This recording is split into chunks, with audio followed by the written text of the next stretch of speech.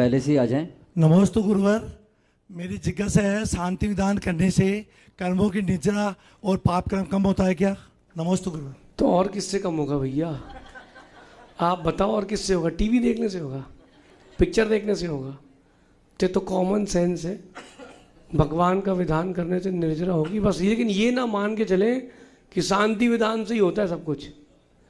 अगर किसी के कोई भी कर्म का होता है, कोई किसी का कोई भी ग्रह परेशान कर रहा है, बोले तुम्हारे शनि की 7.5 चल रही है, तुम्हारा ये चल रहा है, वो चल रहा है, तो चलेगा। भगवान की आराधना नहीं करोगे तो परेशानी तो आएगी ना।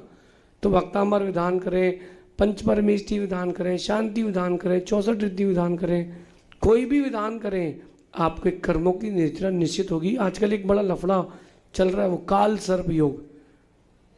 जैसे कुछ समझ में नहीं आए तो बोले कैंसर। विद्वानों से पूछो ये कहाँ से बोला आपने, बोले सटकंडागम, ढूंढ लो, इतना बड़ा ग्रंथ है। ऐसी आजकल ज्योतिषों के साथ हो रहा है कि कुछ समझ में नहीं आए तो क्या बोलते हैं, काल सर्प योग। फिर बेचारा परेशान होता है, इस सांप को पूजो, सांप को पूजो। अरे सांप को मत पूजो, आप को पूजो। आप तो पंच परमेष्टि विधान कुछ भी करो, नियम से निर्जरा होगी, ऐसा समझिए।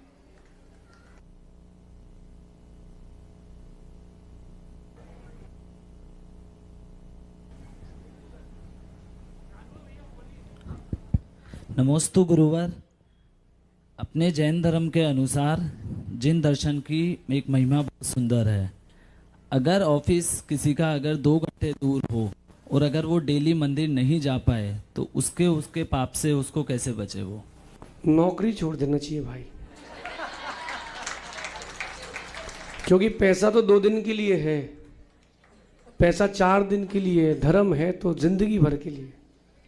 मैं आपको एक बात खुल के बोलता हूँ कि पैसे वाला होना बहुत छोटी बात है, लेकिन अपने धर्म के प्रति समर्पित होना बहुत बड़ी बात है। कभी ऐसी परिस्थिति आती है तो मैं कहता हूँ कि आप अपने देव दर्शन को बंद ना करें। लोग अमेरिका में भी रहते हैं लेकिन मंदिर जाना नहीं छोड़ते। कभी विपरीत परिस्थिति आती है तो आपको ये प्रयास करना चाहिए कि देव दर्शन की विधि घर पर ही कर लें। एक प्रतिष्ठा की विधि होती है, दर्शन प्रतिमा जी को लाते हैं, शुद्ध करके घर पे रखते हैं, केवल दर्शनी, जिससे आपके देव दर्शन में कमी ना आए, बंद ना हो। पहले के लोग देखना व्यापार करने, बंजी करने बाहर भी जाते थे, तो ऐसे बहुत सारे मंदिरों में देखने मिलता है कि एक मंदिर है और चारों तरफ उसमें कमल है, वो कमल को बंद कर लेते थे, मंदिर बन जाता था, अपने साथ श्री जी को लेके जाते थे व्यापार के लिए भी, लेकिन देव दर्शन नहीं छोड़ते थे। पहले के लोग कम कमाते थे लेकिन धर्म में पुण्य ज़्यादा कमाते थे। तो बेटा और भी बहुत सारे उपाय हैं।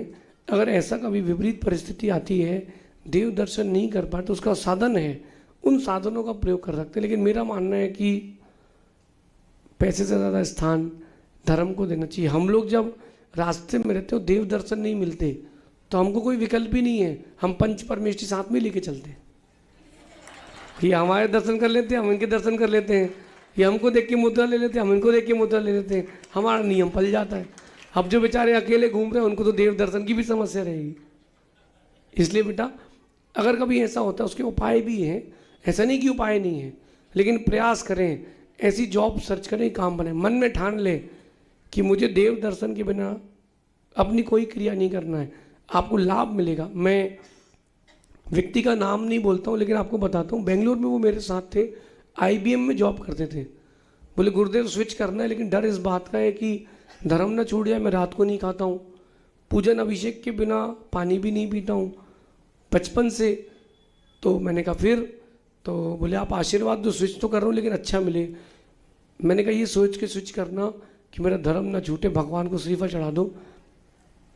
दूसरी कंपनी मिली, बड़ी कंपनी मिली, कैडेंस जैसी बड़ी कंपनी मिली, लेकिन कंपनी ने उसको टाइम क्या दिया, आपको सुबह 11 से 5 आना है, और अगर जिस दिन नहीं आ पाओ वर्क फ्रॉम होम कर लेना। मैंने कहा सैलरी डबल। अपने धर्म में पक्के रहे। मैं जब 16-17 साल का था तो मैं एक व्यापारी के यहाँ गया, उसने नाश्ता वास्ता लगाया मुंबई में, पेटीज और ये वड़ा पाव। मैंने कहा भैया हम आलू नहीं खाते। वो बोले इतनी छोटी उम्र में आलू नहीं खाते। मैंने कहा नहीं। तो जो हमारे साथ जो दलाल गया था उसकी लॉटरी लग गई। तो बोले फिर सब यही खिसका दो। मैंने कहा भैया आप देख लो। 15 मिनट बाद हमारा व्यापारी कहता भाई आप नाश्ता कर लीजिए। मैंने कहा हमने कहा ना हम आलू नहीं खाते। बोले आप आइए। तो उसने 6-7 प्रकार का मीठा, 4 प्रकार का नमकीन। अब मैंने कहा तू उधर देख, माल पूरा अपना। बाद में उस व्यापारी ने मुझसे बोला कि जो तुमने माल छांट लिया वो छोड़ो, अब नया माल दिखाता हूँ। तुम बहुत धार्मिक हो, तुम्हारे साथ चीटिंग नहीं करेंगे। अपनी धार्मिकता में पक्के रहें, प्रकृति भी आपके लिए ज़रूर बदलेगी, ऐसा समझना। शेष